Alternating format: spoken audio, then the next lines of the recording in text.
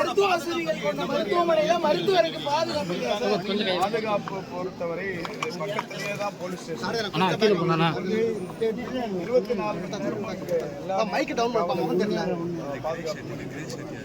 2000க்கும் மேற்பட்ட நோயாளிகள் டெய்லி வர்றாங்க.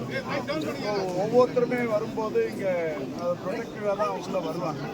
இவர் ஒருத்தர் தனியாக வந்தவர் டாக்டரை பார்க்க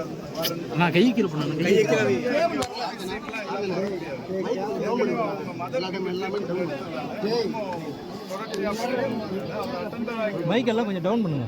அதனால மற்றவங்களும் கூட ஏற்கனவே இங்கே வரவர் தான் மாதிரி ரூமுக்குள்ள அந்த டாக்டரை போய் பார்த்து இந்த சம்பவம் நடந்தது. நானும் கூட இது பள்ளிக்கரையில் எனக்கு ஒரு இயக்குனர் வந்து வடநாட்டு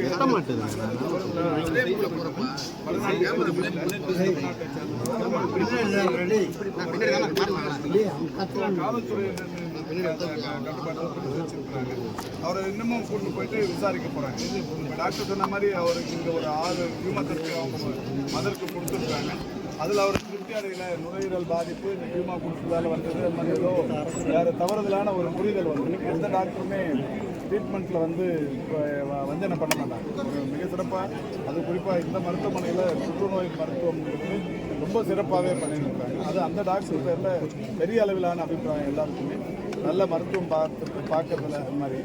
ஆனால் இது தவறுதலான ஒரு புரிதல். யாரோ வேறு யாரோ ஒரு ப்ரைவேட் ஹாஸ்பிட்டலில் வந்து இந்த ட்ரீட்மெண்ட் வந்து தப்பு அப்படிங்கிற மாதிரி சொன்னதாக சொல்கிறாங்க. அதனால் அவர் கோபம் அடைஞ்சு வந்து குற்றம் தான் சொல்கிறாங்க. எனிவே இப்போ போலீஸார் வந்து காவல்துறையினர் விசாரிக்கிறாங்க. நம்ம ஆணையர் வந்துருக்காங்க, டிசி ஏசி எல்லாமே இங்கே இருக்கிறாங்க. இப்போ அவங்களும் இணை ஆணையரும் வந்து ஆப்ரேஷன் தியேட்டரில் பார்த்தாங்க. அவரை வந்து இப்போ நம்முடைய அதுக்குரிய இயக்குனர் சொன்னது மாதிரி அவர் சேஃபாக இருந்தார். ஏற்கனவே அவர் வந்து இருதய நோயினால் பாதிக்கப்பட்டவர் பல்வேறு இது இருந்தாலும் இப்போது பாதுகாப்பான நிலையில் உயிர் பாதுகாப்போடு அதை தொடர்ந்து கண்காணிப்பு. சார், மருத்துவமனை வளாகத்துக்கு உள்ள வந்து கத்தி எடுத்துட்டு உள்ள வராங்க. கத்தி பாதுகாப்பு சின்னதாக கத்தி பாக்கெட்டுக்குள்ளே வச்சு எடுத்துட்டு வரும்போது இது வரும்போது அது பெரிய ஆயுதமாக தான் இமீடியட்டாக டிடெக்ட் பண்ணிடுவாங்க. அது வேறு எந்த இன்டென்ஷனோட வர்றவன் இங்கே வேகமாக வந்தான் இல்லை அது மாதிரி அதனால தான் அவன் அட்டெண்டராக இருந்தவன். ஏற்கனவே இங்கே தொடர்ச்சியாக அட்டெண்டராக இருந்தவன் ஒரு வேகமாக வெறித்தனமாக கத்தின்னு ஓடி வந்தான்னா இங்கே தடுத்து நிற்கிறது. போலீஸார் இங்கே எப்பவுமே இங்கே இந்த ரோட்டில் இருப்பாங்க. அவன் இங்கே ஏற்கனவே அவங்க அம்மாவுக்கு ட்ரீட்மெண்ட்டு மாதக்கணக்கில் இங்கே ட்ரீட்மெண்ட் எடுத்துருக்கிறான். 6 கீமோதெரப்பி கொடுத்துருக்கான். அப்போ அட்டெண்டராக இங்கே இருந்தவன். இப்போ அதனால் இங்கே இருக்கிற மற்ற ஊழியர்கள் கூட ரொம்ப ஈஸியாக விட்டுட்டாங்க. எந்த காலத்தில் சார் ஒரு அட்டெண்டராக இருந்தது? இப்போ போன வாரமாக 6 மாதமாக இங்கே ட்ரீட்மெண்ட்டில் இருந்தவங்க அட்டெண்டராக இருந்தவர். அதனால உள்ள அவர் பேர்ல யாருக்கும் சந்தேகம் வரதுக்கான வாய்ப்பு. சார், அவருடைய தாய்க்கு உரிய சிகிச்சை வழங்காததுனால தான் இது மாதிரி பண்ணிட்டு சொல்றாங்களே சார். அவர் சொல்றது புற்றுநோய்ங்கிறது தன்மையை பொறுத்தது. ஒரு சிலர் வரும்போதே அட்வான்ஸ் ஸ்டேஜில் வரும்போது தான் மெடிக்கல் கீமோதெரப்பிங்கிறதுலே போவாங்க.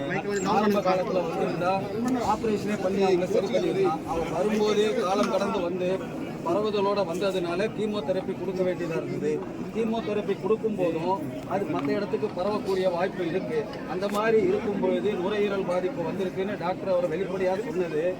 அதை வந்து அவங்க மேலேயே வந்து எனக்கு வேண்டான்னு சொல்லி அவங்களே தான் டிஸ்சார்ஜ் ஆகி வீட்டுக்கு போனாங்க. இது வந்து அந்த பேஷண்ட் அட்டெண்டரோட வெர்ஷனு, சரிங்களா? இது வந்து எல்லா புற்றுநோய்க்கும் வந்து 100% வந்து ட்ரீட்மெண்ட் கொடுத்து சரி பண்ண முடியுங்கிறதுக்கு உத்தரவாதம் இல்லை.